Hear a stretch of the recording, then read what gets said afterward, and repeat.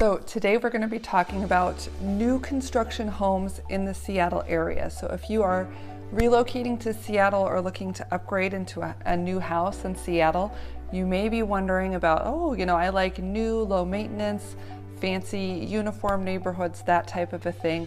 I'm wondering what I can get when it comes to new construction. So that's what we're going to be going into on this video here today. Thanks for joining me. I'm Emily Cressey, HomeSmart Real Estate Associates, a real estate broker here in the Seattle area. And I often have clients who are asking me, between the used and the new, what makes the most sense. So I'm going to break it down and give you an idea of what to expect when it comes to shopping for new home construction.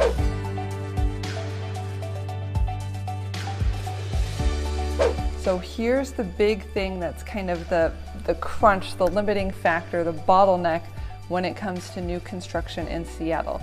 We don't have a lot of land, and the land there is being zoned for higher density. There's a whole plan for the I-5 corridor, which is the freeway that runs through Seattle.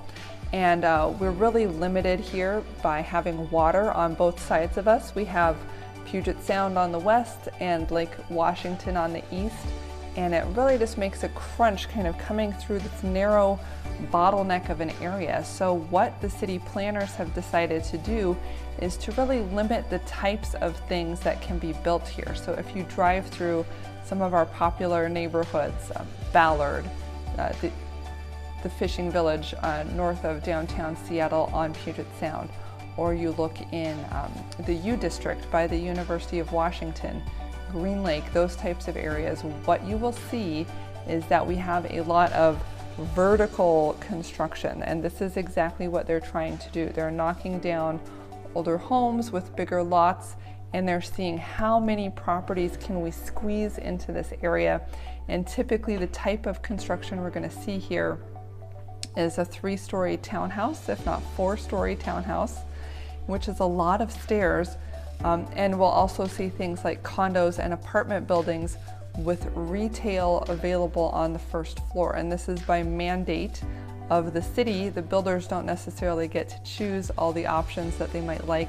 They are required to do this retail on the bottom in some areas because they want to create that walkable downtown feeling where you can go to your coffee place, your hairdresser, your restaurants, your insurance company, those types of things on these first floor. So it's part of the urban planning initiative, and the closer you are to the heart of downtown Seattle, the more expensive the real estate, the more you are going to see that type of a thing. And if that's what you're wanting, there is a lot of that that's being built, as well as recently built units of that type. If you're wanting a freestanding home, you're going to need to look further toward the outskirts of the city in some of our suburbs, right? And we do have popular suburbs in Bothell, in Linwood, Lake Stevens up by Everett. These are some of the places where I am seeing tract development homes. Right now I have a client that's looking in, he works in Bellevue and he wants to get a place for his parents to be nearby. So they're looking at Renton. Renton is at the south end of Lake Washington, between Bellevue comes down here, Seattle comes down here. They meet at the middle, at the bottom of the lake in an area called Renton. And this area is, they have a 28 home project. That's about as big of a tract as you can find in some of these more developed areas. And they're building $1 million homes here in that area. And so again, that's not super luxury. That's 2,000, 2,500 square feet, priced at 1.2, 1.3 million for new construction in the Renton area. And similarly, generally smaller tracts. I know in some of the neighborhoods in other states, like Florida comes to mind, as I was recently buying an investment property there. They have just like hundreds and hundreds and hundreds of homes in these developments, and the things get built out in phases, and there's a rec center and a pool and those types of things. We don't have a lot of those communities here because, again, of the land shortage issue.